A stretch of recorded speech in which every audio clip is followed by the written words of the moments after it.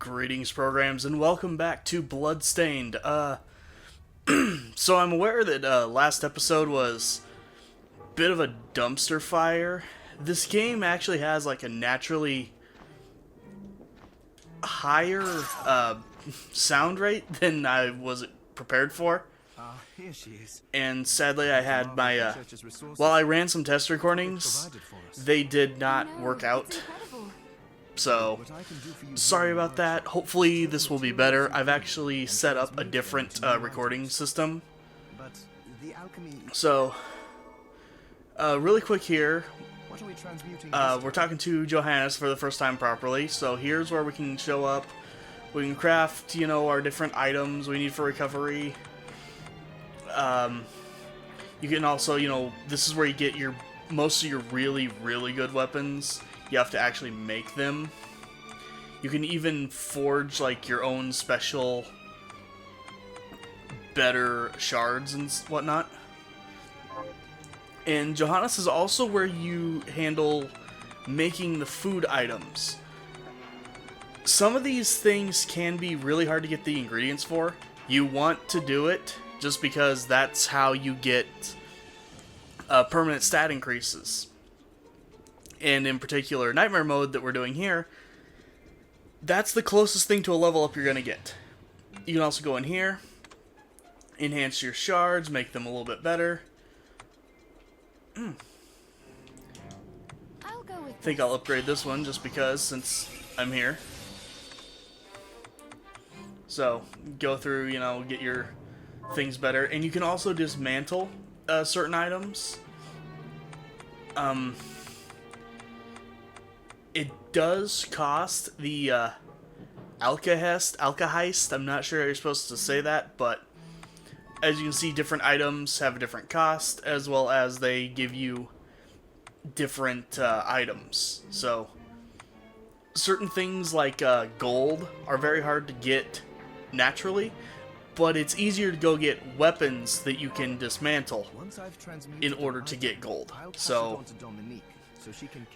it's one of those things you you will have to kind of get used to it in order to get the really good stuff. I understand. Also, the demon crystal you've obtained. Each shard requires specific. Okay. Again, I'm going to be skipping. Like I said, go watch my buddy's playthrough if you want something that's in depth. Clearly, this being a new game plus and everything, this is more just kind of having fun. I do plan on going to most of the optional bosses. Whether or not I will be able to defeat them is another thing. Miriam. I'm not the best at the game, but I was able to just kind of brute force my way through. And just to explain super fast here, over here you've got Dominique, whose name I forgot all of a sudden. But this is your shop. You can also sell extra shards if you don't plan on using them. There's a little girl here that we saved in the intro cutscene earlier. You can talk to her if you want. And up here we have one of the better NPCs. I'm going to actually shut up so you can hear her talk. You there? It was awful. Those monsters came out of nowhere. We ran for dear life. Where are the others? Dead, most of them. My dear husband included. Those devils have to pay. Those murderers. You look strong, miss. I'm begging you. Help me. If it's within my power. Oh, thank you. My name's Lindsay. What's yours? Miriam. Well, Miriam, I'll gather whatever information I can. I want you to hunt down the monsters and take vengeance on them. The efforts won't go unrewarded, I promise you that. All right. I'll do it. Here's what I've turned up on the monsters. Alright, so yeah, this is the NPC where you go, you get your kill X number of X demon and get a reward quests. As well as, right here you can see that I do have the Iga's Backpack DLC, so this is an optional boss that, again, I will see if I can take out, but optional bosses I'm only going to stay I'm going to try them like 3 times. And if I can't beat them in those 3 times, I'm just going to move on. So anyway, let's go ahead and accept the quest. Help my husband rest in peace. Kill that murderer dead! Have you learned anything new? Here's what I've turned up on the monsters. Help Julius the Chandler rest in peace. Kill those murderers dead! Be prepared for that line very often from her. So let's go here, use our key. And really quick, something that is very handy to do. Not grab the useless upgrade there, but pop in here and mark your first warp point. And this room in particular, if you look in the background, this really shows how much they upgrade and change things in this this update of the game. So anyway, I'm gonna try to get around here.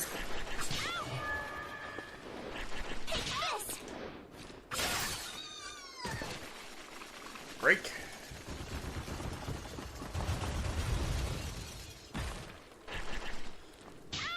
Ah, crap. Alright. Going back up. I want all of these to break. Oh, and really quick, use my dash, get over here, actually get the Elf Ears accessory. Go over here. And get a free 8-bit coin. Head back up out here and just kind of book it into where the game actually gets going.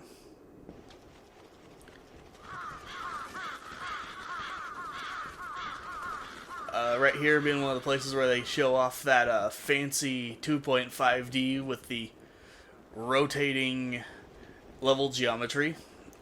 Really reminded me of Klonoa the first time I saw it, actually, so it was nice to see. But here we are, finally in the castle. And what is an Igarashi, Castlevania game without the copy-pasted transition loading room?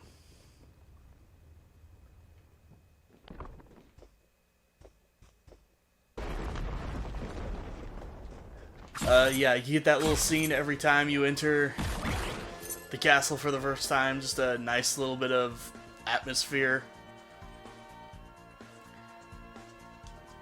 But yeah, like I was saying in the last video that you couldn't actually hear correctly because I screwed up so badly on the audio mix.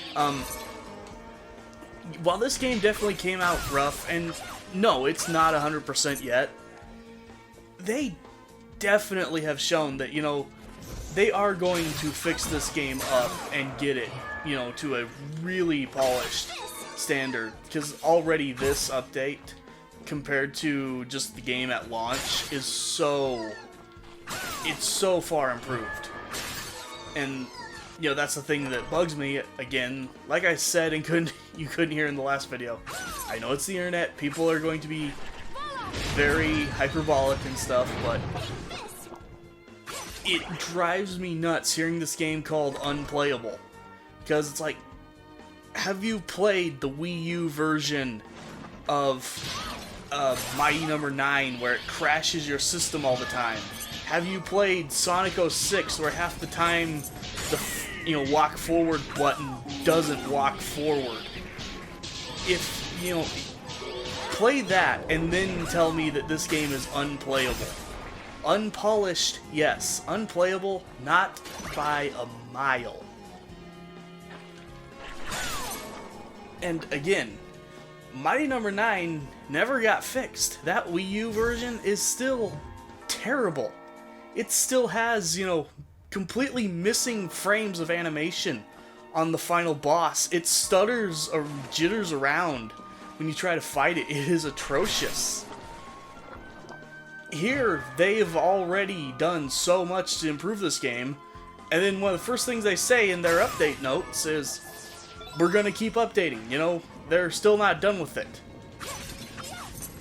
And especially, you know, anyone who knows me in real life knows, I'm more impressed by how you handle something going wrong than I am impressed by you having everything go smoothly.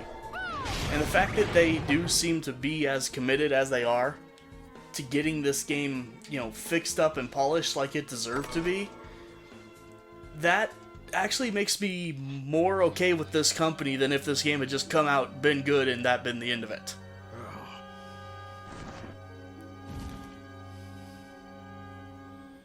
Miriam? It can't be. Alfred? Why are you here? Johannes, that fool of an apprentice should have stayed out of this. Have you seen the size of his feet, dude? How can he stay out of anything? You have a lot to explain for. After all the terrible things you've done? I'm sorry, but All that is in the past. that is one of the things I would complain about in this game a little. Just watch Johannes' running animation, because so many cutscenes he runs in from the side, Child. and his feet just look so comedically massive and flat, and they're constantly just clipping through the ground. If you don't already know, then let us keep it that way. Batman's Alfred is much nicer. And speak of Mr. Bigfoot himself. Oh, what were you thinking in coming here? You can answer my question first. All No, that you. matters is that I am alive. Got him. Book? The Liber Locaeth? Make no mistake. I won't let anyone touch that tome but me. Not even you should touch it. Didn't what happened 10 years ago teach you anything? I don't have time to argue with you. I just hope you are wise enough not to get in my way. You know full well my power exceeds yours. Take Miriam and leave this place. Otherwise, you will die. Okay, I know I'm usually skipping cutscenes, but I came here because I do something- really love Alfred's voice work. That actor, he did a good in my book. Hey, no, get back here. You're paying for that. I don't know why I'm walking normal speed.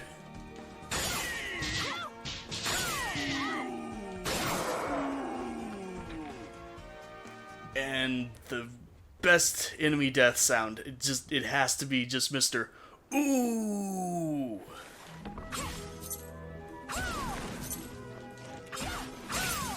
So here we are in your obligatory dark garden kind of zone.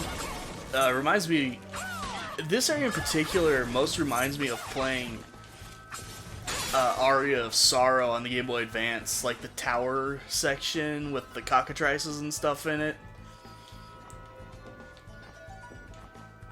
But, and again, if you've got there's a couple ways you can get up to this magic up early. Clearly, New Game Plus, you can use this. But in a little while, we're going to get a power that lets us move this pillar. You can actually move that pillar right here and use it as a platform to get up there. So, one thing I do like in this game, there's a lot of little ways to get to, you know, different things early. It's not, you know, super, you know, restrictive on where you can go. If you get creative, you can find a lot of ways to at least get a couple upgrades or something a bit early. I don't know if you can fully sequence break, but you can get upgrades and stuff. And, so I've seen some people comment on this on, like, early playthroughs, about how, oh, this game's a piece of crap. Look how that moon is in front of things.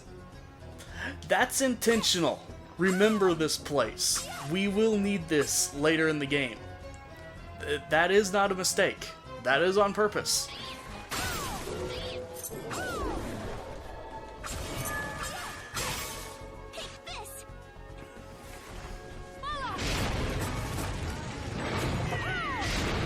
And just for fun, let's go ahead and switch to a different shard.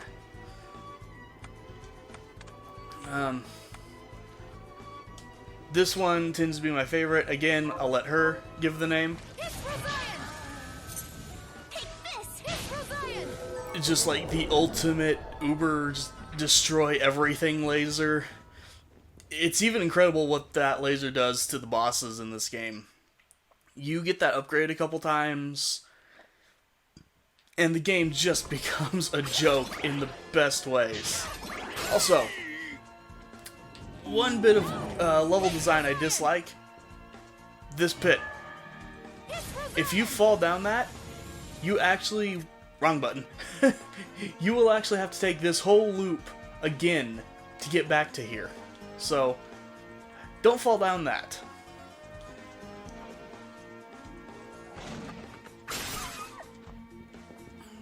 And, if I can remember how to do it, just like Symphony of the Night, there are, you know, like, combo-style special attacks you can do. This sword in particular, I believe it's quarter circle forward. Yeah, it does like this crazy strike and launches ice spikes. Oh.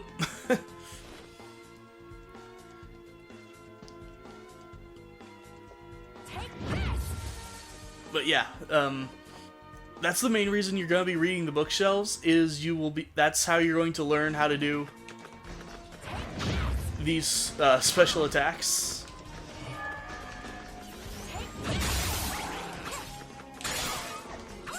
Most of them, some of them are useful, some are not.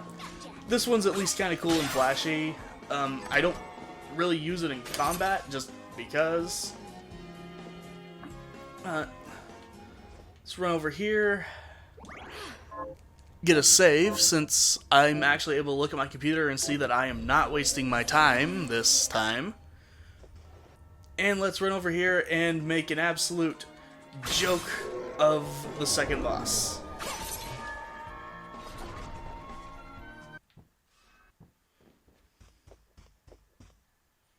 Stop right there. I knew what you are. That ghastly air about you. You reek of sorcery, Shardbinder. It's me, Solid Snake. At least I'm pretty sure that's the guy who did the voice of Snake.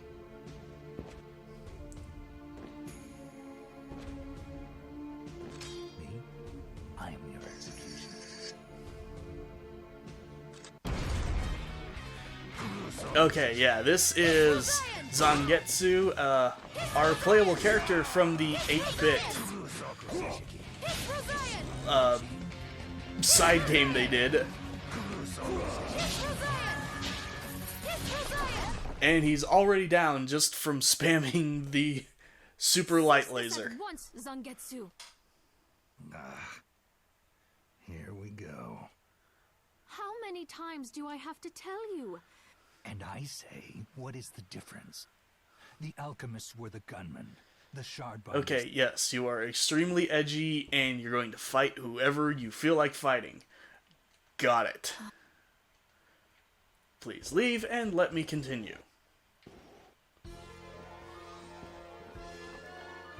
So, I don't think it's much of a spoiler to say that is clearly not our last encounter with him. Oh, and here we have this game's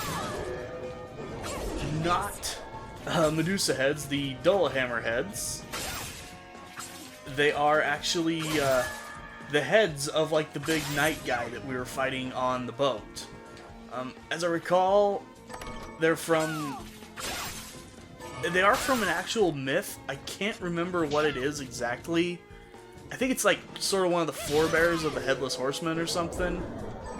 But either way, a lot of enemies in this game are still based off of folklore and stuff, just like they were in the Castlevania games. Just different folklores this time.